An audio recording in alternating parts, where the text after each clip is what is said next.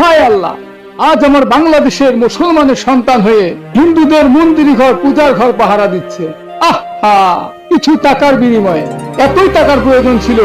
আরে মুসলমান, সামান্য কিছু টাকার জন্য আজ হিন্দু ধর্মের মন্দির ঘর পাহারা দিতেছ। ইব্রাহিম নবী ছিলেন মন্দির ভাঙ্গার পক্ষে, আমার বাংলাদেশের মুসলমানেরা আহা, মুসলমানের সন্তান হয়ে মন্দির ঘর রক্ষা করার জন্য প্রস্তুত কিছু টাকার জন্য। আরে মুসলমান, আজ নিজেদের ইমান নিজেই নষ্ট করে দিচ্ছেন। আল্লাহ, তুমি সবাইকে হিদায়াত দান করো, আল্লাহ রক্ষা করো। কি শুরু হয়ে গেল? এই কটা টাকা এনে তুমি কয়দিন চলবে, কয়দিন খাবে? টাকা তো শেষ হয়ে যাবে। যে কাজ করে আসলে, যা করলে, যা রক্ষা করার জন্য গিয়েছিলে, তা তোমার আমলে থেকে গেল কিয়ামত পর্যন্ত। কত টাকাই বা দেবে? এই টাকা ছাড়া তুমি চলতে পারতে না, তোমার দিন যাইতো না। আল্লাহ কি তোমাকে কম দিয়েছে?